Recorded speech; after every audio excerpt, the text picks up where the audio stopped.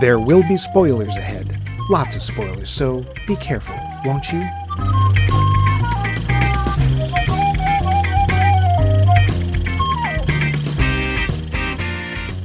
Well, children, set a spell and hearken to old Preacher Max and slightly less old Preacher Mike as we find ourselves walking that last dark street in the Lord's series, Walk the Dark Street, just as it is written in Philodendrons 7:13. Brothers and sisters, what is sin? Does it haunt our every step? Yes, it does. Is it the easy path that leads our size 12s astray? 12. Yes, it is. Is it the dark, pony-trod path of the devil? Yes, it is. Is it a small bandicoot named Steve and his wife, a bandicoot also called Steve?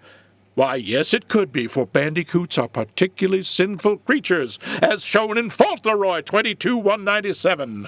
But the point is, brothers and sisters, that sin creeps in like a pony in the night, like a night of the hunter, if you will, dropping steaming clods of degradation from its most sinful back parts. Do we know how to fight sin?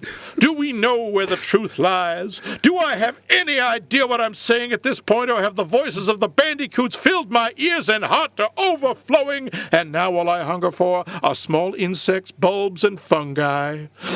Bulbs and fungi. Well, sure, but this is also our final episode in our series dealing with film noir, and, well, this is one noir of a film. I'm your host, Max, Rock of Ages. Take my wife, Levine, and over yonder, bringing in some sheaves, or possibly lawn furniture, is the wrong Reverend Mike Luce. Blessings on your pantaloons, Mike. Rock of Ages, take my wife? What? That's how it goes. Have you ever read a book, any book? When you say read... Wow, okay, sure. But before we get on to hunting in the night... Last time I gave you a week off. Our poll question. Poll question. Last week we asked you, what is your favorite comic, ha-ha, make-you-laugh, giggle-giggle film? Huh. Nick Hoffman says, ooh, thick question. Thick? Is that good? I don't know. Oh, okay. 2 Ks? No, not 2 Cs either. That's how I've seen it. Yeah, no, maybe it just means it's sweet and meaty, like a butt steak. It's been a while since I saw a really worthy comedy, but Monty Python and the Holy Grail, oh, sure. Also Life of Brian. I never heard of Also Life of Brian. That's the sequel. Oh, okay. Young Frankenstein, Blazing Saddles, Animal House, and Blues Brothers. It's always hard for me to pick between them as favorites, but I spent some time ruminating on the subject as to best a while back, and I determined that Young Frankenstein was the tightest overall comedy I'd ever seen. Interesting. Thank you, Nick. Angelo Patsalas, concise as always, says, The In-Laws. Oh. Serpentine! I've never seen it. Peter Falk and Alan Arkin, I think. Oh. Yeah. Harry McCracken agrees with that and also says The Freshman, written by Andrew Bergman, who I guess did The In-Laws, is on my top 10. Freshman's a very odd movie. Isn't it like, what's his name, Ferris Bueller and yeah, it's Matthew Marlon Broderick Brando? and Marlon friggin' Brando playing, I'm not exactly sure, sort of playing Don Corleone, but kind of not. Okay. Well, yeah, we may have to watch it at some point. It's interesting. We might. Valerie, check out these cue footsteps. Coons, possibly related to and has been in the same room with one of us recently. I wonder who. Yes, I have to list 2 because Stuff and Reasons. Well, those are her 2. Stuff and Reasons. Great comedies. Stuff and reasons go together like a... Stuff and Reasons. Nice save. Airplane. Okay, sure. And here's a shock. What's up, Doc? Yeah. I don't care how many times I see either one or that I basically know the scripts by heart. They're always hilarious. Yes, they are. Pope Derek hilarious. Steele, agent of Norcross. No, he's a photographer. I want to be named Derek Steele. That's You like the can't. most We already have macho one. name there is. Meet the Parents gets me every time. Ben Stiller plays the role so beautifully. The scenarios are just so perfect. I've heard that's hilarious. It's just one of those everything goes wrong movies that I can never deal with. And Ben Stiller. No, I can deal with him. I can't. AJ, maybe pronounce this Sheems, thank you. So many come to mind, but I think in terms of what I would just consider all-time classics for myself, 1, Dumb and Dumber. Oh. See our whole episode on Dumb and Dumber. Yep. And 2, Planes, Trains, and Automobiles. Those aren't pillows. Yeah. And 3, The Jerk. Mike's autobiography. Thank you. I'll be here all week. Listen, butt steak. And from Dave. Comedies are not so easy in my household due to the 2.5 languages used. Eurotrip is probably the one we've seen the most times in the last decade. Really? Oh, wow. Okay. National Lampoon's Eurotrip? Is that what it is? Actually, I'm not sure. I think it's just Eurotrip. I don't know if National But Lampoon is was it that involved. Chevy Chase? No, it's not. That's the one's called European Vacation. Eurotrip is one. I forget who's in it. I know nothing about it. I saw parts of it. Some of it's really funny. I've never seen the whole thing start to finish. Also, Love Actually. Okay, that's a movie I kind of want to, among many, many others. But yes, that's kind of a movie I want to slap. But Oh, dear. on the Japanese, I was very happy with Gintama 1 and 2. I thought 2 was too derivative. And more recently with Kamikaze Girls. I have heard about that. I've never seen it. That's supposed to be really good. Don't know. Both of which I think would be funny to people who don't speak Japanese, and they are both available with subtitles. Oh. For German, really? Okay, I know that's not fair, but... No, it's not. And yet? I would mention Erkan und Steffen gegen der Macht des Finsternis. Yeah, Finsternis. Yeah, he mentioned that last week. Which is, as it is pretty much the only German language comedy I've seen, and probably the only one there is. I think you said it was very Bill and Ted-ish. That's Bill and Ted in German. Ach, Party on, dude. Party on, dude. It's very good, Be excellent to one another, for it is the appropriate thing to do. Comedy can be difficult because it involves clever wordplay or else timing in the delivery of dialogue. As a result, it's hard to find things we both like. Zany comedy often translates the easiest, but that doesn't work for us either in Japanese or in English. I liked both Raising Arizona and The Big Lebowski. Can't say they're favorites because I saw them one time each, but they have stuck with me. See our entire episodes on Raising Arizona and The Big Lebowski. And they do abide. That's apparently. Dr. Professor Rebecca Pelkey says, I'm not usually drawn to comedy for comedy's sake. I'm not sure what that means. I'm usually more excited by films that present as comedy but can also gut punch me with horror or sadness or just earnestness. Well, I guess that's what she means. Oh, okay. Taika Waititi is great at this. Someday you'll realize that gets really old. Jojo Rabbit is probably his best example. Okay, yeah. As well as Boy and its sequel, Man, I guess, which I adore, but not many people have seen. I don't think I've seen that. Me neither. Joss Whedon, though now a problematic figure, was also good at it. Buffy the Vampire Slayer, obviously, and Cabin in the Woods. Horror, but with a lot of dark comedy. Oh, boy, yeah. Also, and unrelated, Barbie was effing hilarious. Regan McStravick says, apparently, big fan of Norman Krasner. Once again, narrowing down to even a list of many would be damned hard. Eulogy had me laughing probably more than most, and 7 Psychopaths. Also, Mr. Right. I do have strong feelings about Sam Rockwell. Wow. 3 movies I've never seen, 2 of which I've never heard of. Well, that's why we ask other people, so we get cool new views on stuff. Adam Mark, in an uncharacteristically short post, that's Airplane, 1980. It's so tightly and cleverly written. It commands your attention and captivates you with endless jokes, gags, puns, and slapsticks for a full 90 minutes. Hey, brief, but very to the point. See our episode on Airplane. Yes. We already did it, huh? I think we did. Harry McCracken again writes in either The Wrong Box or Movie. Boy, we got some obscure ones here, which were co-written by Larry Gelbart or Albert Brooks's Real Life. The Wrong Box, funny book. I didn't hear great things about the movie. So, believe it or not, this Robert Louis Stevenson. Oh. Yeah, He is funny. He is hilarious. Jamie Kleinert says Hot Fuzz, Snatch, The Birdcage. I wonder if they mean the French or the. I guess if you meant the French, you'd say Ocage au Fol. Yeah. Producers, both versions. Oh, Princess Bride, Monty Python and the Holy Grail. Snatch and Hot Fuzz are frequently on the screen at our place when we need a good laugh, and producers, Matthew Broderick and Nathan Lane version, not far behind that. That's our Hitler! Okay. Roland Hardy just says, Young Frankenstein. Yeah, you don't have to say much more than that. Nope. Agatha Gasparoni says, Super Troopers and Christmas Vacation. I'm sure there are others, but those are the first ones that come to mind. Stephen Strickland says, Austin Powers was outrageous. Walk Hard, the Dewey Cox story. Okay.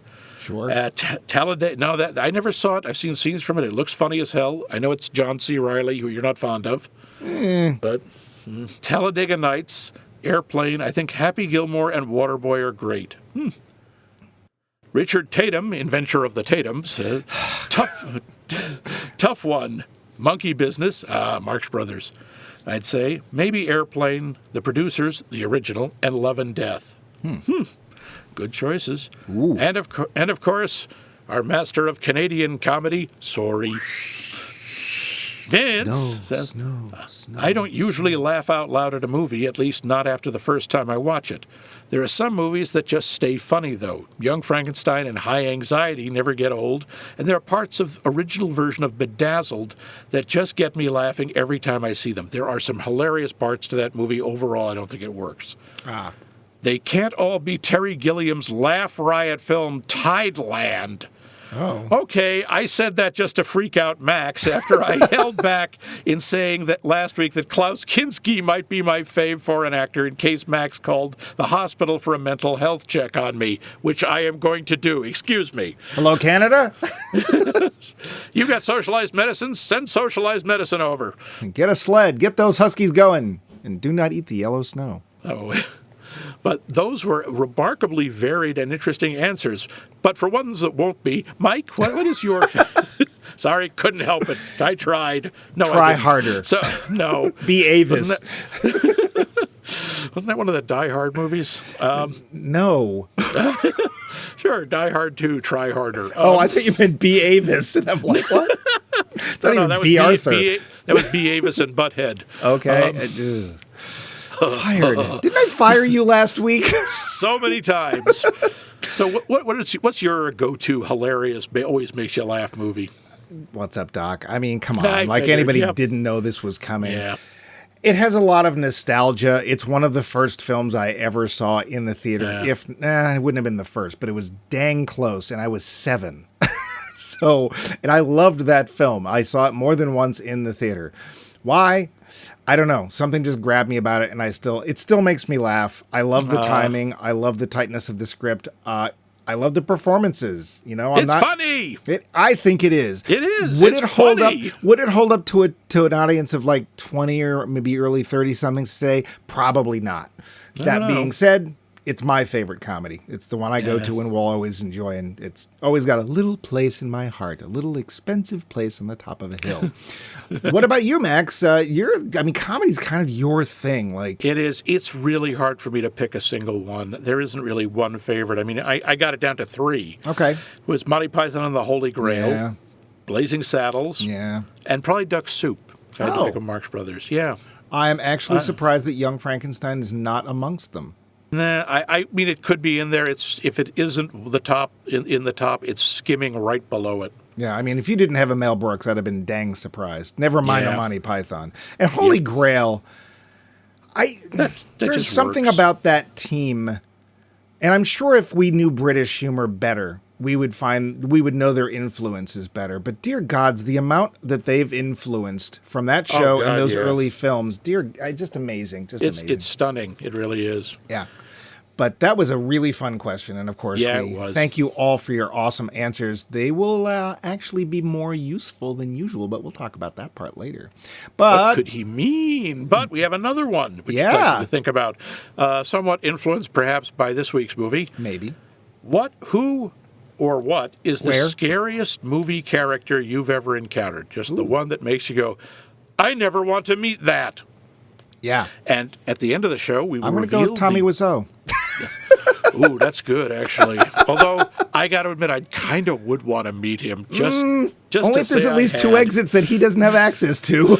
Well, I would like to meet him if, say, his ankle was handcuffed to a table leg or something. I knew I could Ankle get cuffed? away.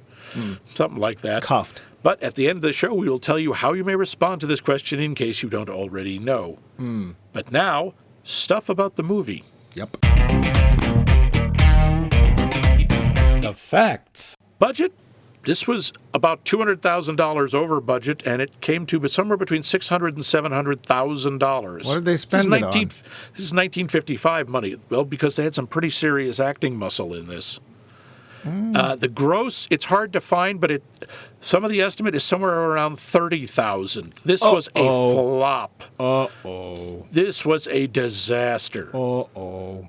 Nobody knew what they were getting. They didn't know how to market it. We'll get to that. One of the writers of this is James friggin' Agee, Okay. the Pulitzer Prize winner. Really? This guy also wrote The African Queen. Didn't win it for this, did he? No, Oops. he did not.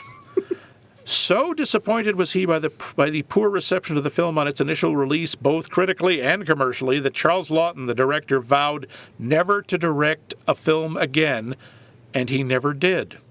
Good for him. Now, that's one take on it, is Okay. that other people, Laughton himself said he just preferred directing in the theater.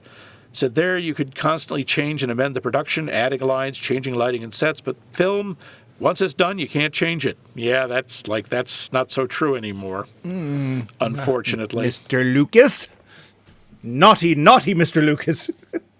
Later on in life, Robert Mitchum, who was usually kind of indifferent to stuff like this, said that Charles Laughton was his favorite director and indicated this was his favorite movie of the ones he'd acted in. Huh? The Dutch-born American serial killer Harry Powers, a.k.a. Herman Drenth, was the inspiration for The Preacher. Oh. Yeah. Ugh. After their initial meeting, Lillian Gish, who we will talk about later, asked Charles Laughton why he wanted her for the part, and he replied, "When I first went to the movies, they sat in their seats straight and leaned forward. Now they slump down with their heads back and eat candy and popcorn. I want them to sit up straight again." Charles Laughton, obsessed with posture. I guess he is the emperor of posture. Yay. Robert Mitchum really wanted the part of the preacher. When he auditioned, a moment that particularly impressed Charles Laughton was when Laughton described the character, and I know you're going to have to bleep this, as a diabolical Mitchum promptly answered, "Present." Yeah. Charles Laughton reportedly worked well with the little boy playing John, Billy Chapin, but didn't get along with the girl playing Pearl and kept shouting at her, which is kind of unfair because she was about 8 months old or something. Yeah, and As also Laughton- it's a weird dichotomy because, of course, it's opposite of how it worked in the film. As Laughton had the camera continue to roll after scenes were finished, the camera often caught her reacting to him. And some of these outtakes were used in the final editing to reaction shots of the preacher. So when she's looking afraid of Robert Mitchum, she's actually afraid of the director. Oh. Robert Mitchum tried explaining to Billy Chapin that he needed to better understand his character and his relationship to the preacher. Chapin, who had kind of a reputation already for being kind of a brat, replied, "That's probably why I just won the New York Critics Circle Prize." Oh. Charles Laughton bellowed, "Get that child away from me!"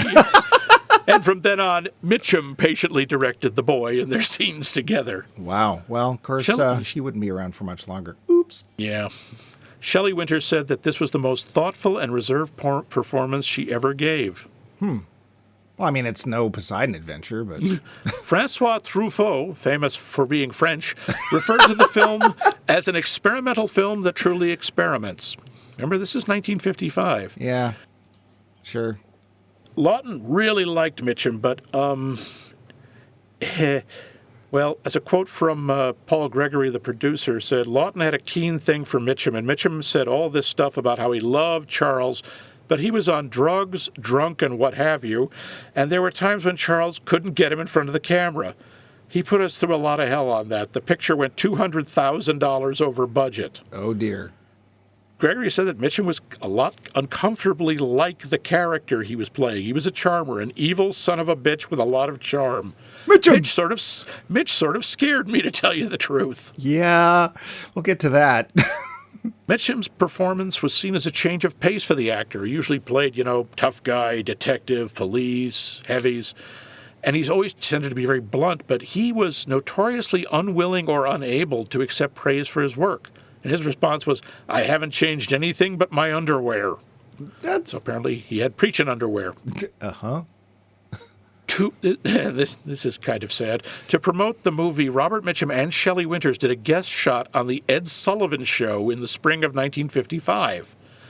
Winters, in her autobiography, writes about how the stress of live television caused Mitchum to drink and caused her to become, in her words, shrill and numb. The two got into costume, with Mitchum displaying the words love and hate on his hands, like in the movie, and performed their scenes very badly. Oh, dear. Winters said she stuttered and lapsed into Brooklynese, while Mitchum spoke so quietly their microphones had to be cranked up so loud millions of viewers across the U.S. could hear our stomachs rumble. Yeah.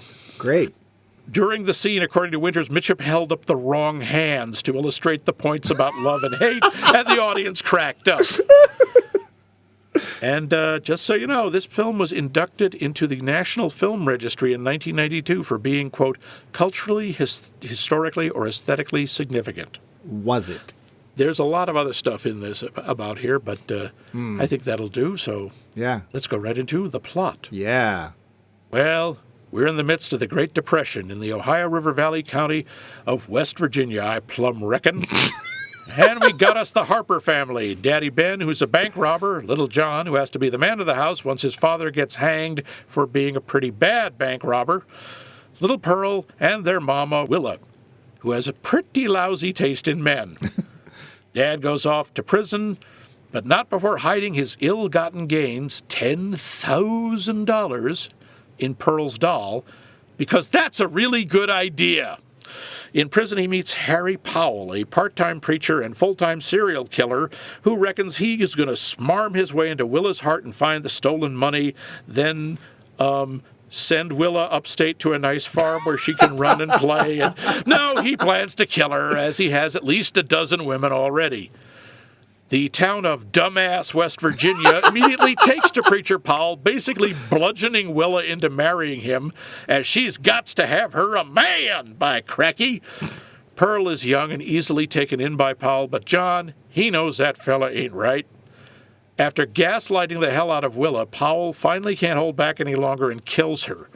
The children escape his clutches, somehow, and head downriver in their father's old skiff, but Powell is hot on their trail. Eventually they find themselves in the care of Miss Rachel Cooper, a no-nonsense but kind-hearted lady who takes them in and adds them to her brood of abandoned children whose parents are gone or unable to care for them. Like you do. Powell finds this new, unusual family and tries to smarm his way in, but Miss Cooper sees through him in a Cincinnati minute and chases him off with a shotgun. When Powell comes back under cover of night, apparently thinking that singing loudly is a good way to sneak up on people, he breaks in, desperate to get the children and the doll, and winds up with a face full of birdshot. Powell is arrested, the children have a new home, and the day is saved, despite the fact the children have to deal with a world where pretty much every single adult other than Miss Cooper fails or betrays them. Yay? The film. Well, that's the noir part. Yeah. Hey, kids, the world's out to get you. Lesson learned. My first note, I know we usually start off with the actors, was, hello, I'm Peter Graves, and now I'm dead on A&E. I had, hello, I'm Peter Graves, and I'm your father, and a bank robber. Well, we'll start with Peter Graves. I got to say, Yeah. I think this is the worst performance I've ever seen out of Peter Graves. He's He not there does- very long, but No, he's on screen for like 2 or 3 minutes tops, and he doesn't just phone it in, he like telegraphs it in. he's not alone. We'll come back to that. There's one scene, though, where he's in jail and he's laying on his bunk, and there's an odd camera angle, and we have Robert Mitchum sort of leaned over him, and all I could think of Spider was, get a room already. That's like when Mitchum's head appears upside down Yeah. from the bunk above. It honestly looks like they're about to start something that you wouldn't expect in this film. But yeah, Peter Graves, and he's, in general, Peter Graves is fine. I don't think he's a great actor. He's competent. He's generally not a bad actor.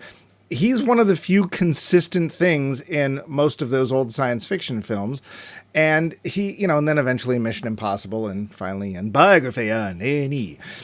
But here he's just like goes from adequate to kind of terrible and then sort of back. It's just, I don't know. I just didn't find him very good. But He did not do a good job, no. Shelley Winters was utterly unrecognizable to me.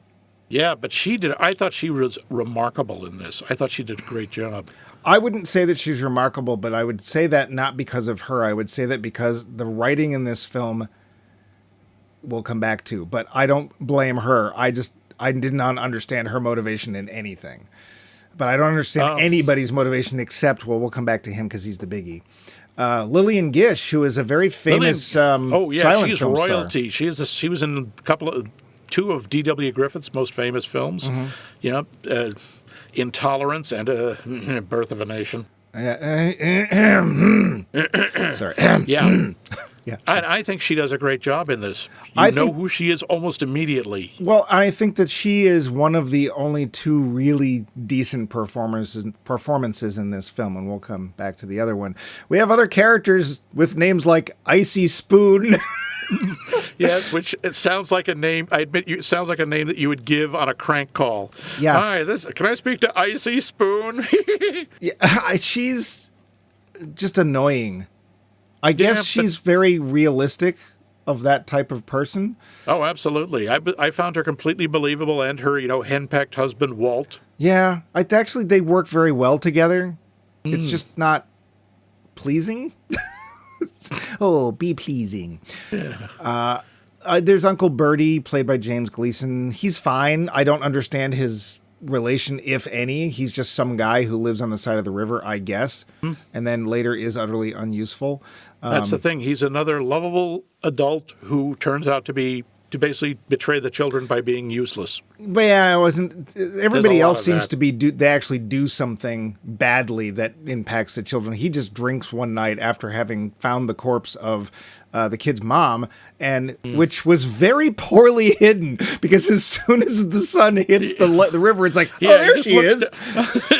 Like, how did he not drive past Uncle Bertie's boat in the car to bury the corpse? We don't know how far down the river Bertie was in his boat.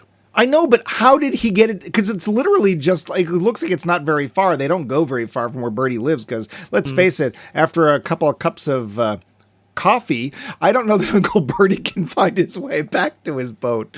But whatever. Then there's the kids. Sally Jane Bruce is too young to really judge. She's, she does what she's supposed to do, but no, she's not very good. Billy Chapin? Yeah. I'm going to go with horrible. I thought he did a decent job. He had an incredibly difficult part to play, and I thought he pulled it off. All he does is mug at the camera. And again, here's the thing. I can't tell if it's him, right? Because there's lots of times the motivation on him and his performance literally seem to be based on nothing at all. Because there's points where he knows that Harry Powell, Robert Mitchum, is a bad guy.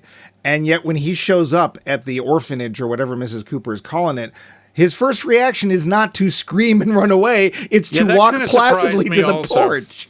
And it's like, you're here. Okay. Yeah, I don't know. Maybe he's okay. There's a couple of times when he's supposed to be looking, I don't know, like upwards for help, or he's trying to look something, and to me, he just doesn't pull it off. His movements seem very stiff, but he's not alone. So I don't know, but yeah, not big on kids anyway. But want to get to the big one? Yeah, well, also I would like to say a shout out to Bob the Hangman. Oh, yes. He actually, it's Bart, if you look at his okay. Bart, if you look at his IMDb page, he's got almost 400 films. Good for him. Yep, he's a bit player in everything. If I were ever going to be an actor, that or character actor is exactly what I'd want. It's just like constantly working. Rance Howard. Yep. Don't have a fan club. Don't get recognized. That's totally fine. and get to make Rance movies. used to get recognized on the street. I don't know how, but people was, hey, Rance. Oh, also, a real quick one for Gloria Castillo, who played Ruby. I only mention her because apparently she later will star in Invasion of the Saucermen. So there you go. Oh, no, really? Yeah. Okay. I think she Wow. points and screams. Yes, I believe that's her part. Yeah, But Fair enough. Mitchum. Let's get to Mitchum. Mitchum! I don't know. Have we ever seen him in a bad role? I got to say, in a lot top of of my head, badness in no. this film, oops! The only reason this film, to me, had any tension at all is because of Robert Mitchum. I would say the cinematography had something to do with that also. We'll come back But to that. he is friggin' terrifying.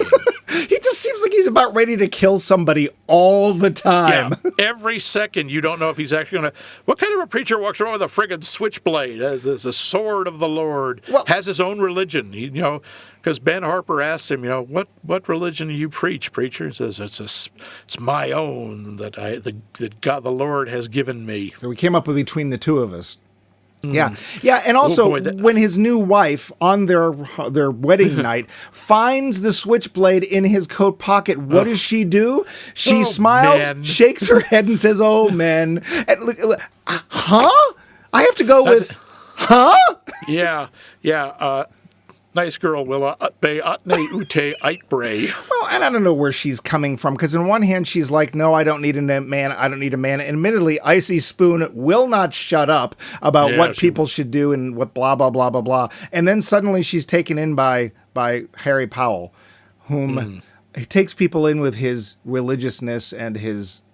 He's very charming in his own way. His very thick layer of smarm that most people don't see through. I just think that it works best if you don't look at him, because if you're looking at Robert Mitchum, there's just something not right with that boy, if you know what I'm talking about.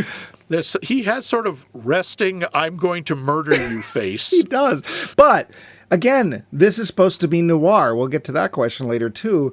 The only reason there's any fear or tension is because you honestly believe that he will kill anyone and anything in this movie. I mean, this is 1955. The idea of somebody threatening children is unusual, to say the least. And I don't know Portraying... I was gonna say, I don't know about you.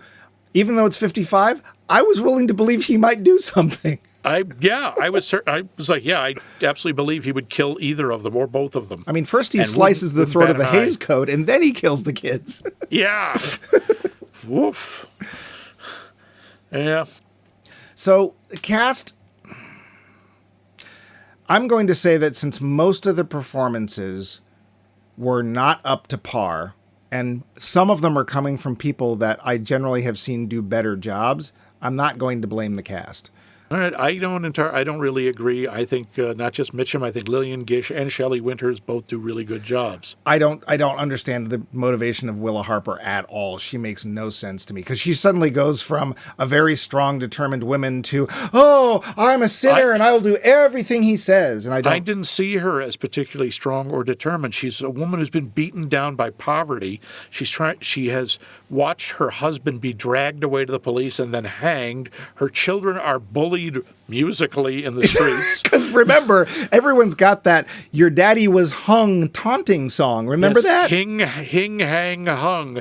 And I do have to say, those kids obviously put a lot of rehearsal time into that song, because the coordination and the melodic quality is very good. I know, but I kept But waiting she's dealing with that. She's been beaten down. Yeah, but she's still determined to raise the kids on her own. She's telling Icy Spoon, oh, I can't believe that's a character name. She's telling Icy Spoon, I don't need a man, I don't want a man, I'm good. And she seems much more capable at that point. And then suddenly he shows up, and she not only falls for him in an afternoon, but she then is like, oh, I'm a sinner. And I'm like, huh? What's happened here?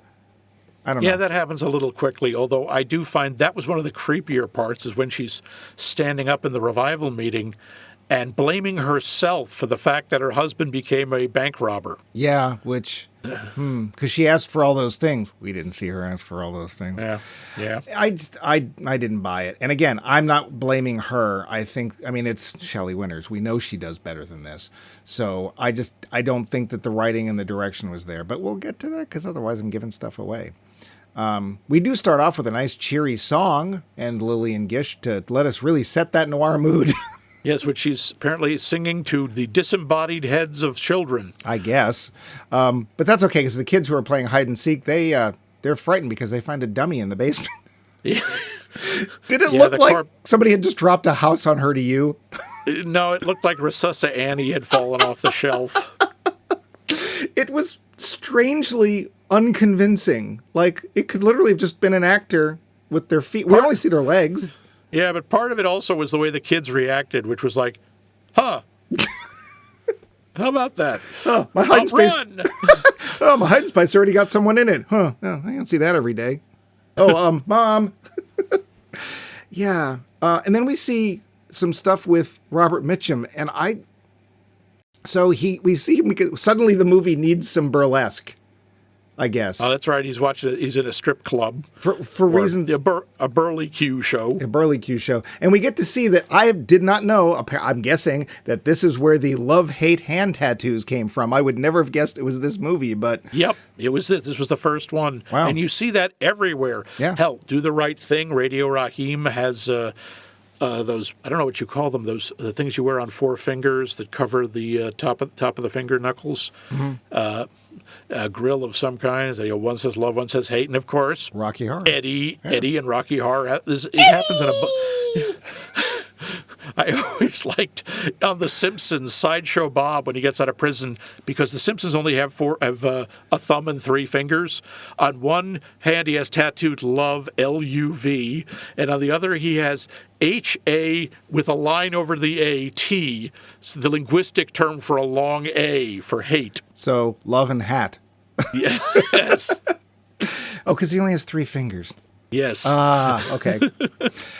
Yeah, and so we see him go to a burlesque show, and he's looking at the evil of women because, of course, it's the woman's fault, blah, blah, blah, blah, blah. Oh, yeah. And he's so upset that there's this really weird symbol of him setting off his switchblade in his pocket, which punching through his clothes. Which is very symbolic of a man's switchblade punching through its pocket. So, I didn't understand that. Yeah, you get the feeling he was going to go Pee Wee Herman on us, but oh dear, he gets arrested then for stealing a car, not for murdering people. They haven't caught him for that yet. Yeah, somehow. That's how he ends up in prison with that speech he does, the monologue when he's in the car, talking about there are things you do hate, Lord. Mm-hmm. That was so creepy. Perfume and powder and hair that curls. Yeah. Silks and satin. Yeah, this is, again, a woman hater. This is a massive guy who's either terrified of or enraged by women. And I think he's afraid of them because and this is jumping ahead, but that's his problem with Miss Cooper, is she stands up to him. She's not scared of him, and he doesn't know how to deal with her. Well, and there's this bit in the beginning where she sort of presages all this by talking about how you can't have a bad apple tree will never give a good apple, and you can always tell, and blah, blah, blah. And he shows up, and it's actually a really great scene in that everybody else is taken in by this guy and his, velvet tongue or iron tongue and a velvet fist or however that works. Oh, velvet. I don't know. Yeah. But she's sitting there listening to him. She's nodding. She goes, nope, don't buy a word you're saying. Don't like you for some reason. And yep, she knows. That's nice. And I actually love the fact that he's going after the kids, and what does she do? Does she run for the police? Does she run into town? Does she scream? No, she runs for her shotgun, and she pokes him and says, "You need to leave now." And you see, he's genuinely afraid. Yeah. For the first time, you don't see him scared by anybody else except her. No. And I will give Robert Mitchum this. A man who himself seems to be the embodiment of that which causes us fear does pull off acting scared. I did buy it. But, yeah, we have this, I guess, sort of mystery in the beginning because Papa Graves shows up long enough to basically tell the kids, whatever you do, don't tell anybody where I hid the money. Oh dear, where am I going to hide it? Oh, the cops are here right now. And we're supposed to guess where the money is. We don't know. I don't know. Have you seen this before? I have. Oh, when you first saw first time, you knew where it was. I knew it was in the doll. Yeah. Of course, it was in the doll. Yeah. And that the sad thing is that I think it would have been better if they had left that till much later in the film. Yeah. I think that reveal comes too early. Yeah, because, well, we'll come back to this. It felt a lot to me like a Twilight Zone episode. Huh. Because there's just something about it, like because of that twist, like the money is hidden somewhere and the kids know about it and something. There actually was an episode that was vaguely like this, where there was this guy who is a bank robber. He makes it back to his old house where his mom is, but he dies from bullet wounds, and she hides the money. And she figures what's going to happen is, turns out he was killed by his other gang members. Oh. She hides the money, never spends it. The idea being that someday somebody's going to come and try and buy the house from her, and they're going to pay this ridiculous price she's set on it only because they know the money must be there. And sure enough, one day somebody shows up, he's been in jail all this time. And what she's done is she's actually poisoned him while she's telling him the story of her son, and they're drinking tea, and he doesn't know it. But it feels like you don't know where the money is. And it turns out, I take it back. She didn't know where the money was. The son hid it. She never asked him, and she didn't want to know. It wasn't important to her. So that's why it kind of felt sort of Twilight Zone-ish to me. I can see that. But I think this is more fleshed out and takes its time more than a Twilight Zone episode does. Oh, it takes its time. I think it takes too much time, personally. I didn't feel that there was enough story for 90 minutes. I mean, it's not so much the story. I think it's the reaction. And, I mean, after Willa has disappeared, that scene where the preacher is standing outside the house where the kids are, leaning on the tree and singing, leaning on the everlasting love, and then going, children, children, yeah. And then the camera irises in behind him. Yeah. That's friggin' terrifying. Yeah. And that's not just him. That's the way it's staged. That's the use of the song. Yeah, but if he only hadn't continued on saying, treacle tarts, all free today. He did not say that. He did not say that, nor did they escape in Chitty Chitty Bang Bang. I wish they had. There's a point where Pearl is singing a song, and she's very strangely dubbed by, that was an odd how one. to put this, someone much older than her. I don't understand the point of that. And then there's this long montage of them floating down the river, and we get to see a big old fake spider web and some really bad process shots of rabbits and stuff in the foreground. What did you think with all the animals? There was the rabbits, there was the turtle, there were a bunch of other, there was a fox. It felt like there was going to be a fable breaking out anytime soon, but it didn't actually happen. I thought it was the idea that they were lost in the wilderness, that they were surrounded by wildlife, by animals. Okay. And so what? That they were alone in the wilderness, which, by the way, is out of the Bible. Okay. Yeah. Fine. That's nice. Meh. Well, also the geography in this film is so weird. It's like you pointed out, where are they? Because they talk about, they must be from upriver near Cleveland and or Cincinnati. And it's like, they're in West Virginia, so that's kind of way upriver. Does the Mississippi go to West Virginia? It's not the Mississippi; it's the Ohio River. Is it? Yeah, because there's that big old paddle boat in this country. I know, but there's that big old paddle boat certainly suggesting the Ohio River in some places is very big. Okay, it just didn't feel anything like Ohio. Well, they filmed it in California, so what do you want? In fact, they filmed it in San Fernando. So they filmed a lot of it inside. Yeah, So let's get to a little bit to the directing. There's an interesting choice here, and that is I'm going to stage things very, very plainly and very, very stiltedly. Oh, but now German Expressionism. Out of nowhere. Yeah, sometimes there are some very unusual, I thought, imaginative shots. There were a lot of overhead, shots from, I don't know, a plane or a helicopter or something that surprised me. Oh, like early on when the kids are playing hide and seek and stuff? Or even when you see the preacher on his horse. Yeah. Unless it's that one shot where he's in the background on the horse, except as it turns out it was a little person and a horse. Yes, it was a little person and a pony. Yeah. Pony! Yeah, the expressionistic stuff just did not work for me because it seemed to come out of nowhere and it didn't really fit the feeling of the rest of the film. Like if the whole film had been experimental, I might have understood it. But, I mean, this is cornpone noir. And then suddenly we're in German in the 1920s. Like there are these weird like the center of the screen is the set, and then it's totally black on the outside edges, which just makes you feel like you're on a stage. It doesn't even feel like you're in that place anymore. There is a lot of this, and James Agee, I think, was a playwright at one point that feels very much like it's a stage production as opposed to a movie.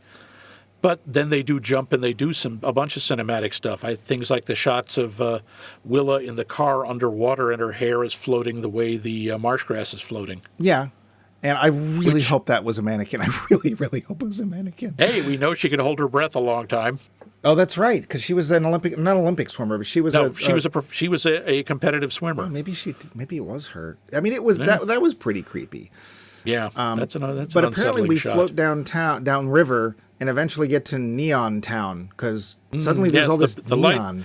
The lights of the big city, which appears to be 2 streets. You got to remember they were running out of money, so they probably couldn't afford whose fault was that? Yeah, well. I'll be on set soon. Yeah, and because though there's some sets in there, especially towards the end of the film, that feel Ed Woodish. I didn't think it was that bad, but yeah, there's some that are very budget conscious. Yeah. And then later in the film, Powell shows up and he's like, Ruby. And I'm like, how do you know her name? I assumed he'd been specking the place out. I guess it just seemed weird and out of nowhere. Well, at least he kept her from getting into trouble by having a really weird, creepy scene with her. And I have to admit, the whole thing with Ruby is really unusual, and I thought it was interesting, but I don't think it needed to be there. The whole thing with where now suddenly she's in love with him. I mean, I don't understand why, but also she's like, what? Not even 16, probably? Yeah, she's a teenager. She's an early teen. But, I mean, it's again, like Miss Cooper says, Ruby is desperate for somebody to love her because, her parents these are all kids probably of unwanted pregnancies right. or... This is also, during the Depression, a lot of it is parents who can't afford to keep their children. Yeah. So these are kids who probably feel very abandoned and are desperate to be loved. And while Miss Cooper is very nice, she's also kind of, tough. Yeah. She's not just, unconditional, she's not all sweetness and sunshine, which admittedly is not what they need. No, she does beat the kids a couple times, which... Not with a switch, yeah. Well, no, she actually smacks John with the hairbrush or whatever it is. And it actually looked pretty realistic. And it's like, that's bringing back bad memories. Please stop doing that. Oh, hey, I would like to bring a new, I hope, regular character to our show. Did you catch Owl on a String? Yeah, yes, I did. They talk about that actually in the trivia, that they had the owl so they could... There's a sequence which is very creepy of an owl pouncing on or about to pounce on a rabbit.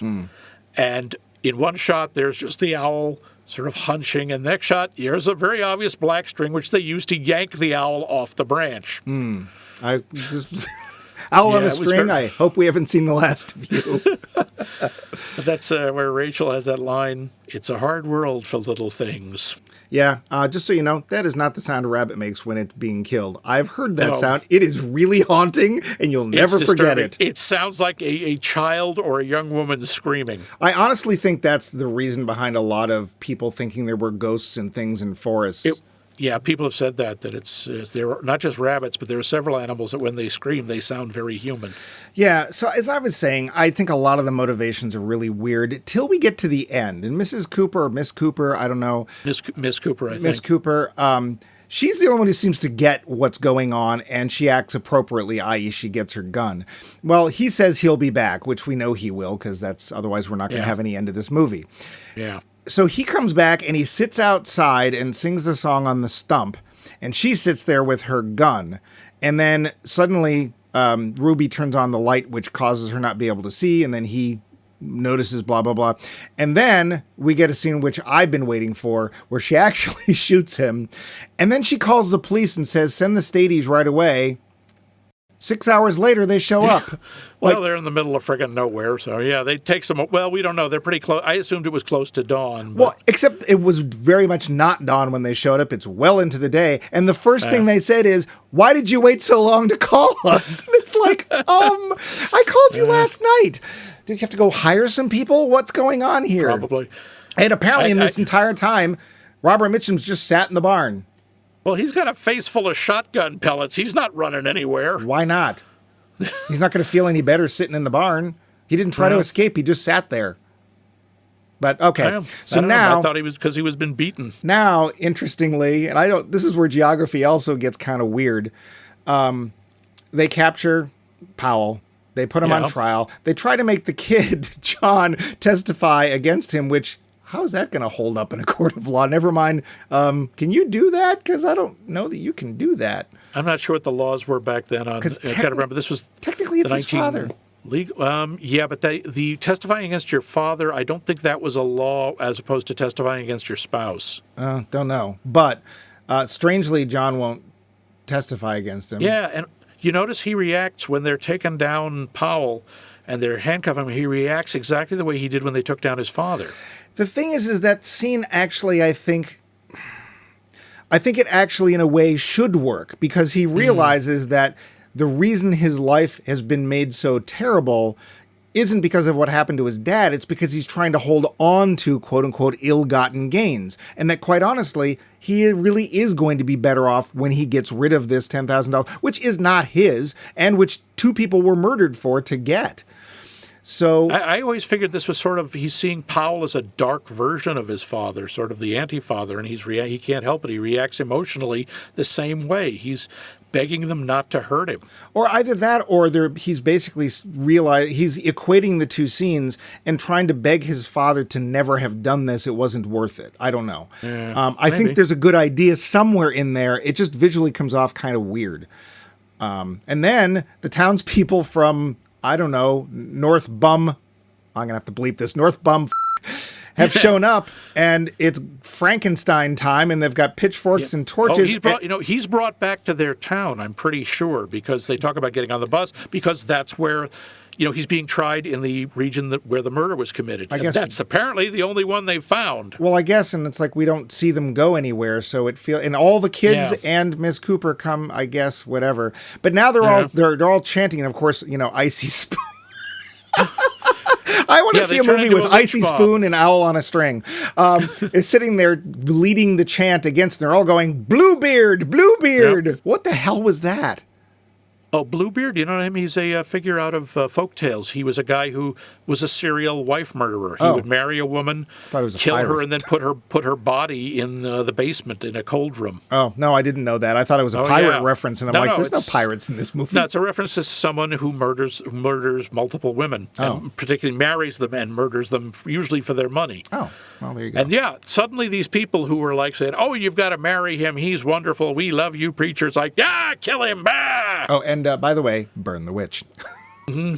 Yeah. I like the bit where Bart the hangman just tips his hat, says, it'll be a pleasure. Yeah, that's what I'm looking forward to. Yep. And then there's this really weird symbolism at the end of the movie. Did you catch this? I don't know how you couldn't have. But the apple? Yeah. So they're trying, it's Christmas, I guess, and everyone is giving a gift to Miss Cooper, and John realizes he doesn't have anything because he literally doesn't have anything. Yeah, he has nothing at all. So he goes into the living room where there's a plate of apples, like you do, and he wraps an apple up in a doily and hands it to her. Well, there's been some real big Bible thumping all through this movie, so you've got a character who is now handing an apple to another character. Where have I heard this before? I don't know. I think you're reading too much into that part. I think it's a callback to a few scenes before when they've just got there, and she's telling them the story of Moses and the apple. When she realizes that John's upset about something, about the Bible, and she says, John, bring me an apple and bring one for yourself. Oh, I get it. I get it. The problem is the symbology of the apple and the Bible is it should have been a pear. If it had been any other fruit, it would have not brought that up. The apple does have a lot of, Edenic qualities about it. I'm Satan, enjoy the film. Yeah, it just was like, why would you do that? I don't know. It just made no sense to me. But, I'm looking at the clock on the wall, and it's saying it's just about time to get to that thing we do so well, that we do. Oh, God, Mike, are the clocks talking to you again? Tell them Max is a bad man.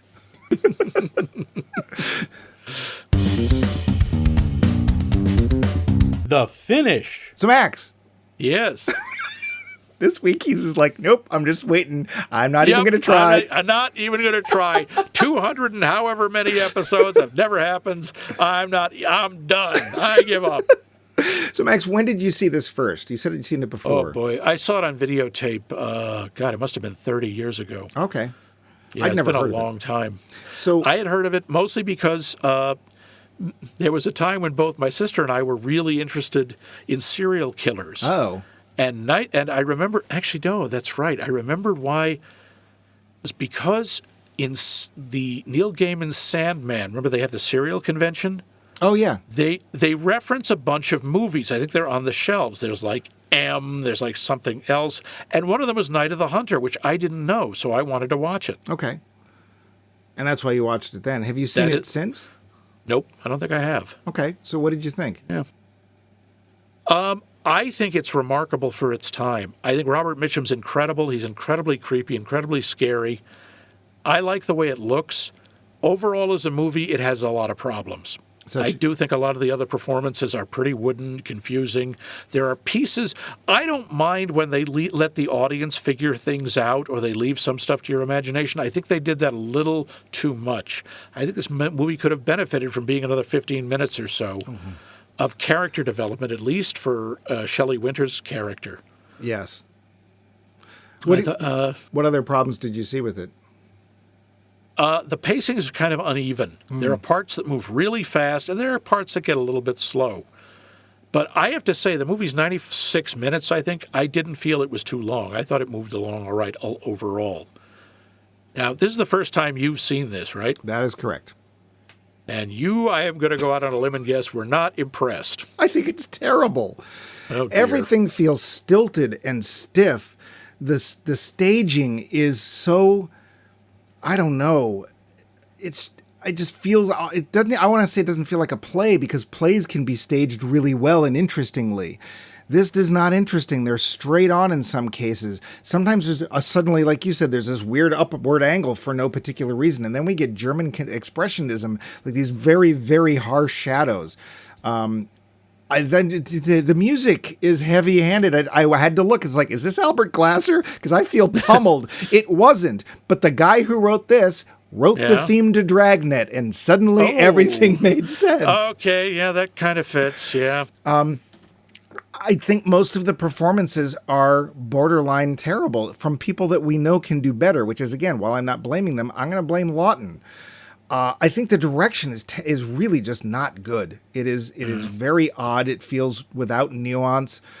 It feels uneven. I think it felt too long. I don't think there's enough story for 90 minutes. Now, like you said, I would like to know more about certain characters, especially Willa, because I don't know what she's motivated to do anything. I don't even know why she makes dinner. Like, I literally can't figure out what's going on with her. The kids, half the time, they should be running and screaming, and they're just standing there. I don't. Yeah. I can totally see why Pearl would have been, the actress who played Pearl would have been frightened of Robert Mitchum.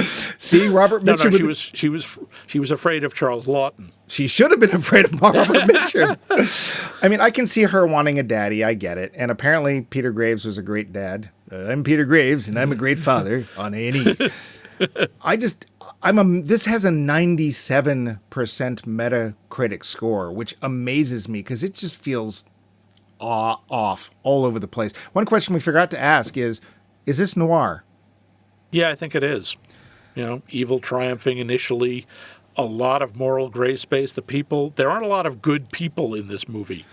Which is weird because, of course, they're presented as being good people. Initially, yeah. I mean, the people in the town.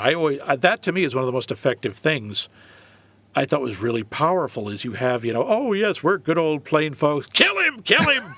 Burn the witch! Burn! Yeah. Did you do the nose? Well, we did the nose. And the hat. She has got a watch. Yeah, I don't know. I think it is noir. It's just, as I said, it's cornpone noir. It's noir, but in the fields of Ohio, Virginia. West Ohio, Virginia. California. I don't know. California I-A-E-I-E-I-O, yeah. Pretty much. Well, I'm I think we got to disagree on this. I think this film is remarkable. I can see its influences on a lot of others. I absolutely see that it has flaws, but certainly honestly, I would watch this again just to see Robert Mitchum. I'd rather watch think Robert he's Mitchum than incredible. something else. Was he in the original Cape Fear? Yes, he was. That seems to me like probably a better choice if you want to Yeah. watch Robert Mitchum. I saw the updated version, and that was creepy. But it's like with Robert Mitchum. Ugh. I saw the one with Robert Mitchum, and him and Gregory Peck, the way they play off each other is really something, and he is friggin' terrifying. Yeah, like he's somebody I would not want to meet in real life. Like just like Johnny Wiseau. But we come to the end of this, but we have to do the poll question too. You got to remind us what that poll question is. Yes, I will. That is, speaking of creepy, frightening characters, who or what is the scariest movie character you've ever encountered? And you can answer this question by emailing us at maxmikemovies.com, or you can go to our website, maxmikemovies.line. Kristen, honey, we're filming. Sorry, actually, I shouldn't joke like that. There may be a .line extension now. I don't know. Wow. .com, maxmikemovies.com, and you can leave a comment. You can also find us on the Puss Book. Facebook. Never. Under Max Mike Movies, we put the poll question up there. You can answer it there, and you can find us on the podcast app that the voices tell you to use. He gives me a hard time about the clocks. Listen to the podcast apps. What songs they sing. But that is the end of Walk the Dark Street. Yeah. And what a dark street, and what a lot of walking we've done. My dogs are dog tired. Tired? Thank you. We'll let you know. And I think this was a really interesting thing to explore. I've got to talk about and see aspects of noir I'd never seen, never talked about. I agree. We got some help from you folks, which, by the way, although you didn't realize it, you helped us for the next series. Into a trap. Yes, we're doing the most evil, vicious, terrifying series you can imagine, which is funny movies. We're doing a series, What's So Funny? And we're going to show you what's so funny. Yeah. Movies what make you go, ha, ha, ha, laugh, pee. All that. Yes, a movie is not funny unless it makes you pee. Okay. Get to the part where you pee. Yeah, but we are going to wait an extra week. There's a little bit of a delay, so there will be a new episode in 2 weeks. Sorry about that. Mike has to go in for his nose hemorrhoid surgery. What? I guess I'd best stop sitting on my face and telling me that I love me. Yep, I found it on the internet. Don't dispute me. Yeah. No. So in 2 weeks, we're going to start What's So Funny? Mm-hmm. And what are we starting with? Well, we are going to start with, and as I said, y'all are going to be a part of this, and by that I mean that we're going to trade off. So I'm going to pick a film from my list. Max is going to pick a film from his list, and then whoever's next, in this case me, will pick a film from the question you just answered. So you are going to be a part of our little show. And we're yeah, don't you feel foolish now? We're not going to credit you, but you're going to be part of. No, I'm just kidding. Of course we are. No. But we're going to start, I think, with a film I've actually never seen. I'm going to start with a film called Pop Star: Never Stop, Never Stopping, which was that's that Andy Samberg movie, right? Yes. I have not seen this either. This will be an interesting start. Yeah, it's a more recent film. It was on a number of lists, and I thought, let's do some films that other people think are funny. Oh, why the heck not? So next show in 2 weeks, join us for Pop Thing, Stopping with the Stopness. In the making with the funny ha-ha laughingness. And hopefully we'll do better than that.